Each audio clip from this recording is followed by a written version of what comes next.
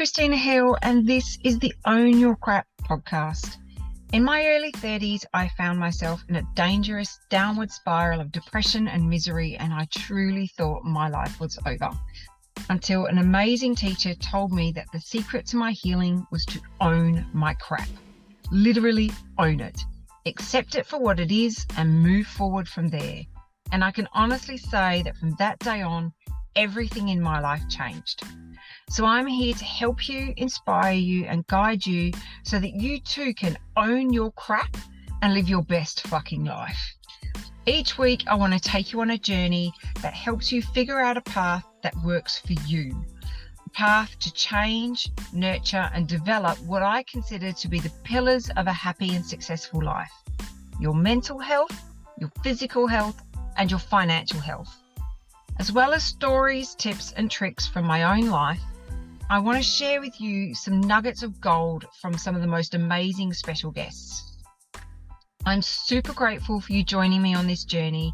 And if you like what you hear, or if you know someone who could benefit from this, then please share, like, and follow this podcast. It really helps get the message to people who need it. Now, get ready to own your crap. Hello. Thank you and welcome to episode 2 of the Own Your Crap podcast.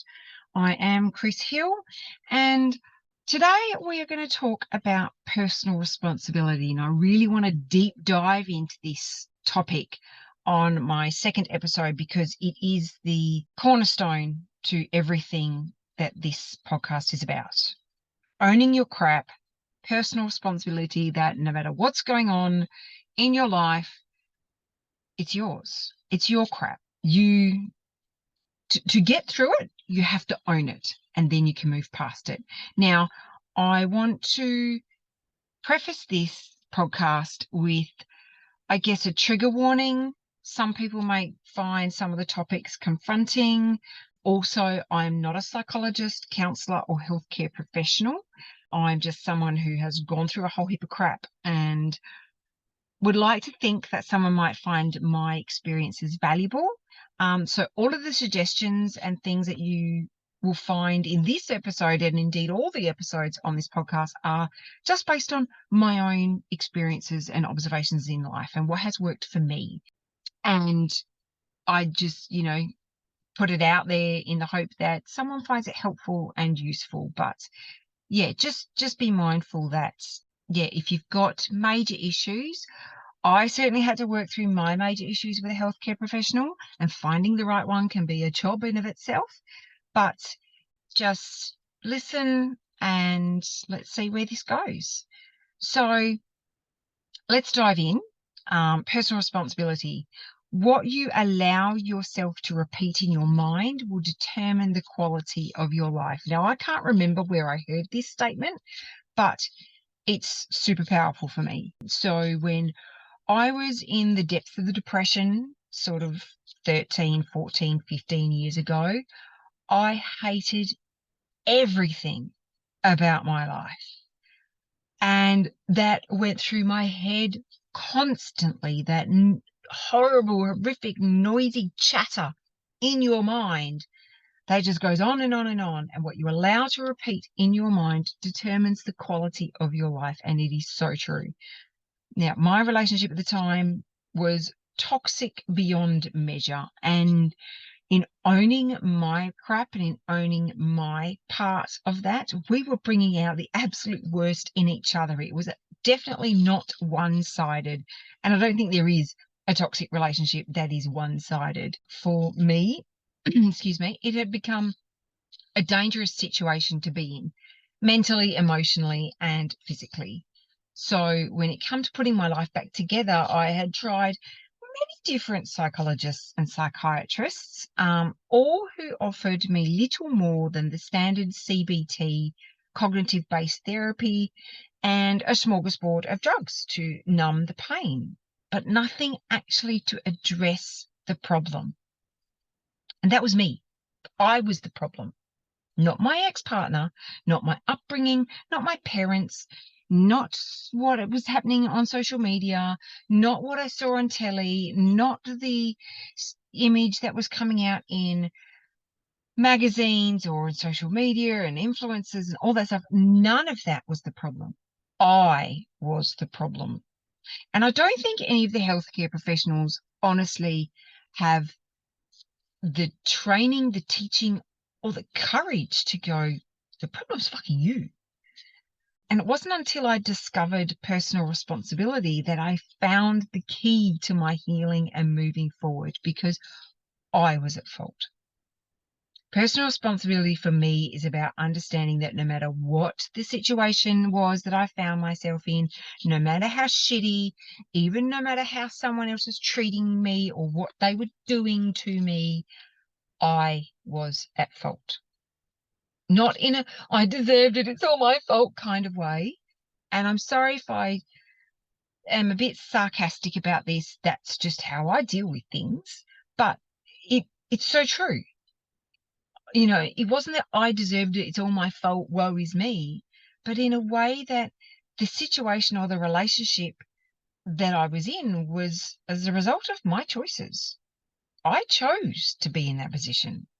I made a whole pile of decisions over many, many years that brought me to that place.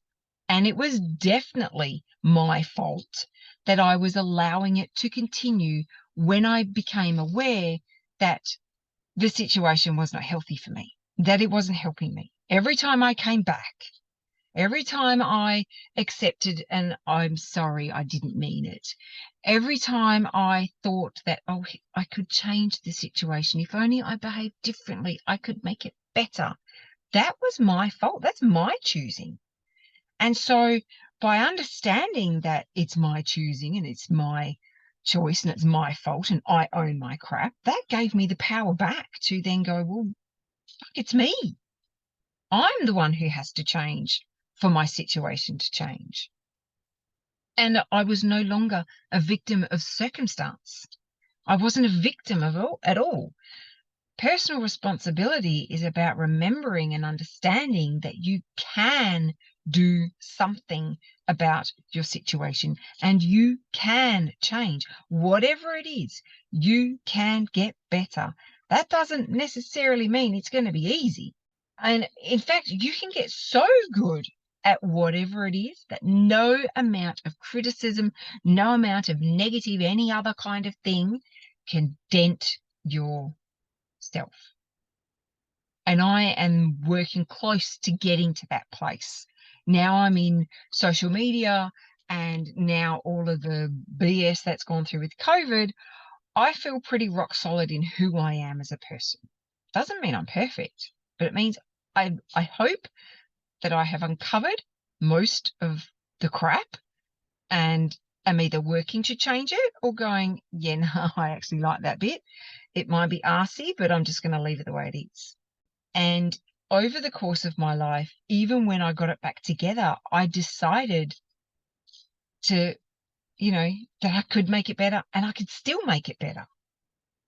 And now my life is a fantastic reflection of all of the good decisions I've made over the last 15 years. And you can do this too.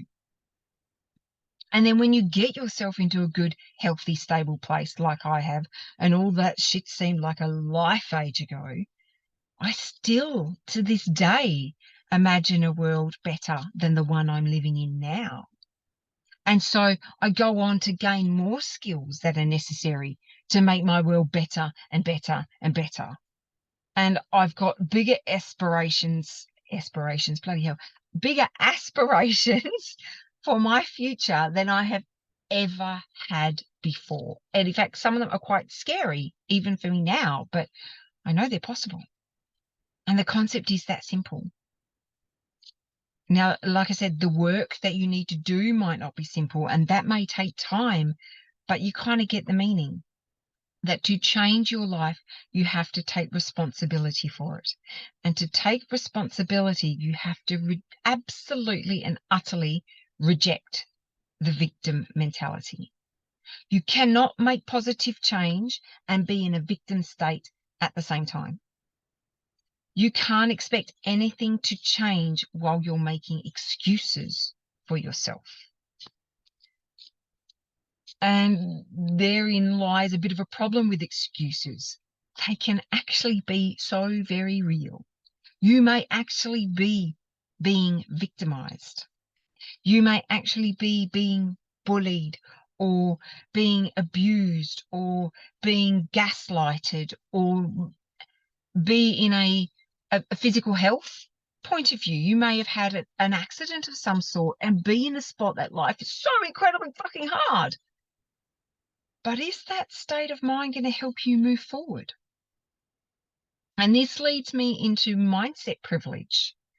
The idea that people go and they look at me and they look at my life and they go, oh, well, it's easy for you to do that, but you don't have X, Y, and Z going on. You know, they may be thinking they've got deeper, harder issues or things they can't overcome. Like in the mental health journey that I went through, I heard people go, oh, there's a chemical imbalance in my brain. That's why I have a predisposition for something. And in many cases, that can be true and it sucks. It really does. But I'm sorry, it's not a valid excuse not to try and make your life better in ways that you can. Now, if I were to look at my family, I can tell you hands down, I'm predisposed for depression. My dad, my brother, and my sister all have had mental health issues, mental breakdowns, or continue to battle depression and anxiety or other kinds of things around their mental health.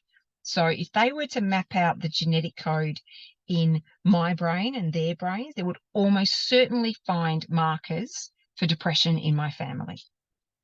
And there will always be something we have worse than someone else, and someone else will always have something worse. You may have ADHD, you may have cancer or diabetes or PTSD or whatever it is, and that would truly suck. It really would. And my heart goes out to people who have these conditions. But the thing that makes it worse is when you lean into that. And like I said at the start of the show, this may be triggering. And for me, when I get triggered, I know that that's exactly the trigger for me to go, oh, there's something here I need to think about and address because it's not healthy for me to feel this way. And so when you allow that thing that label to identify you, to consume you, to overtake your other strengths and other abilities in life, that's where the problem of the victim is. But that's where your hope and optimism lies, where you can identify those triggers. And when you can identify those things that you are wanting to label you, that's where you can go, oh God, yeah, I can make this better. Let's take Stephen Hawking. I don't know an awful lot about him, but just everything about him and his story says, here is a man with conceivably every challenge in life possible. And I think in the end, he could only move an eyeball or something, and yet he still managed to find a way to contribute to society and to be heard. His mental sense of self, his sense of I can was so strong. And he's quoted as having said, I can actually get help from people, but not if I'm not helping myself first. And I love that. Here is a man who needs help to do everything in his life, but even he understands that he has to help himself first before he can receive help. And I know from my mental health struggle before I came across the concept of personal responsibility, I was looking for every bloody option to get out of the situation I was in. Yes, I wanted to change it. Yes, I wanted to, free myself from the trap and the cage I had found myself in, and even that language that I had found myself in. Now I would say that I built for myself. And I was so busy looking outward at every other thing that has happened in my life. And my poor mum, the conversation that I'd had with her over the years of you, and you did this and you did that and you wouldn't allow me to express myself as a child. And no, of course she wouldn't allow me to shout and scream and carry on like a stuck pig. I'm a parent now and I don't let my kids have meltdowns like that. But now I do try to help them in a way that they can constructively express themselves. And so there are a lot of things that my mum learnt about could she have handled things differently, but they were in the past. So me in my 20s and 30s going to my mum and going, it's your fault and you didn't let me do this as a child and all this stuff is useless for getting me out of the situation I found myself in then. And it wasn't until personal responsibility came into my life and I realized that, okay, this shit happened. It wasn't nice. I have scars from whatever it was, but there's a whole lot of stuff I can do to manage myself better from this point on so that A, I don't repeat the cycles, B, I make myself healthy and stronger in other ways that will counterbalance any triggers I still may have. And you never fully overcome, you never become bulletproof, but you learn to work with your knowledge and your weaknesses and your strengths and your scars. And to put it into a physical context,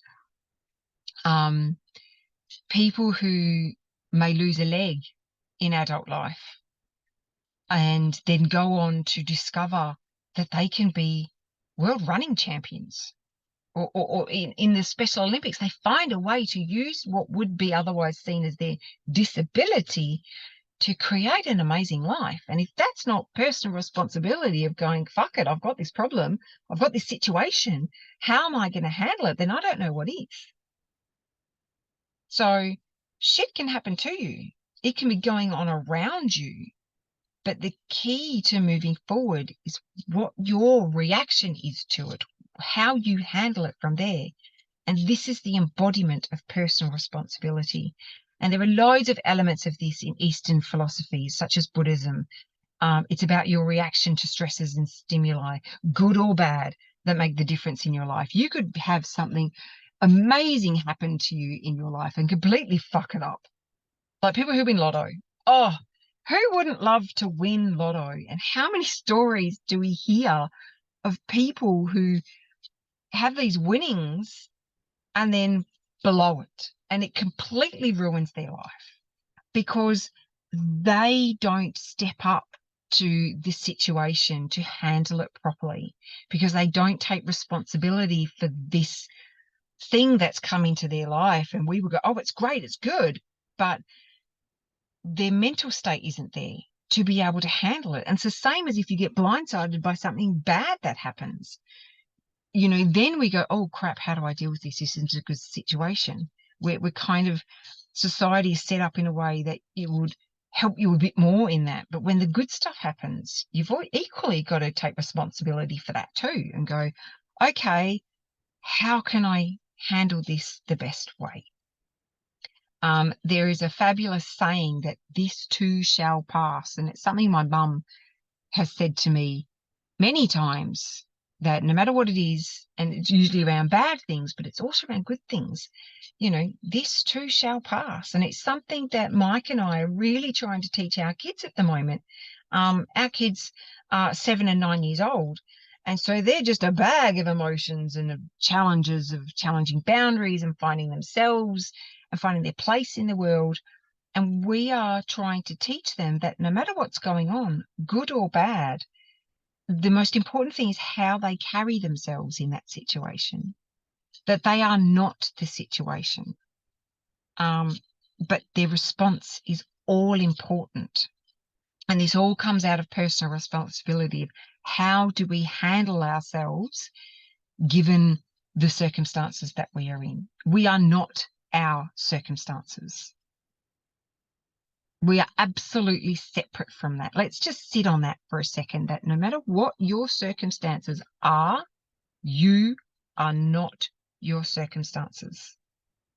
You are entirely separate from that. You are a beautiful, incredible ball of energy in a meat suit, having a human experience. And so you can choose how you deal with things.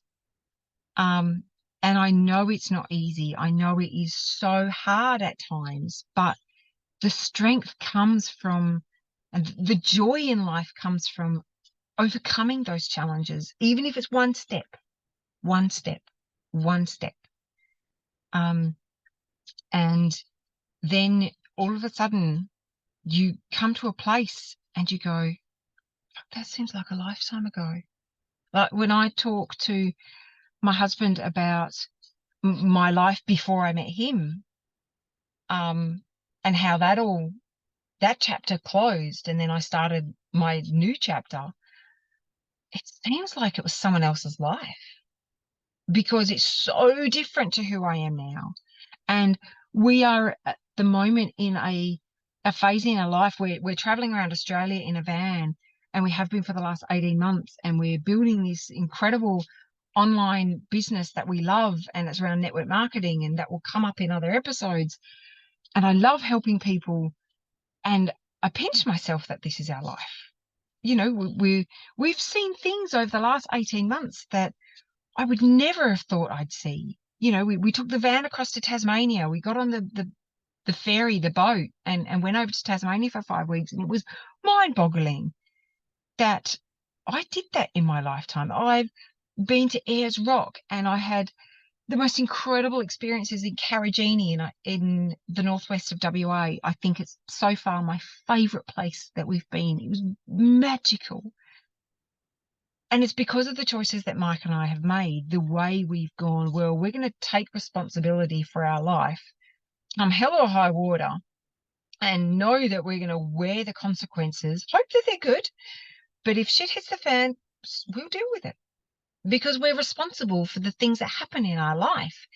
And I think when you take responsibility for the good and the bad in your life, that your mind and your eyes open up to so many more possibilities, so many more doors. And this for me is the joy of personal responsibility. Not only can you use it to pull yourself out of the darkness or out of whatever hole you're in, be it depression or be it physical health or be it relationship health or financial health, but you can use personal responsibility to climb freaking mountains in your life and scale yourself and your joy and your love to heights that you never thought possible because you're owning the decisions and the steps that you're taking. And yet for me, personal responsibility is such a heartfelt passion thing. I just love it because I really feel it's what saved my life. I really feel it's how I created something new out of what was something horrific. And it's how I continue to create abundance, joy, love, experience, optimism, learnings in my life now because I own my crap and I am creating the fucking best life I ever thought possible. And it still blows me away. I'm so grateful for it. I pinch myself. And so I hope that in this rambling, and this is episode 2, and I will get better and more structured, but this is just the way I am. And this is how I share my story. And I hope to share more stories in this podcast. So at the end of episode 2, I hope you found value in this. I hope you found something that you can go away with and put into practice in your life. And if not in your life, I hope you know someone that might find value in this and might benefit from this, and that you share it with them, and that you like this podcast, rate this podcast. It's something I'm going to say at the end of every episode because it is how the message gets spread and shared. If you like it, share it. If you love it, rate it. Hit the notification bell. Find out next week when I drop the next episode. Join me on the path to owning your crap And yeah, I hope to see you and chat to you next week.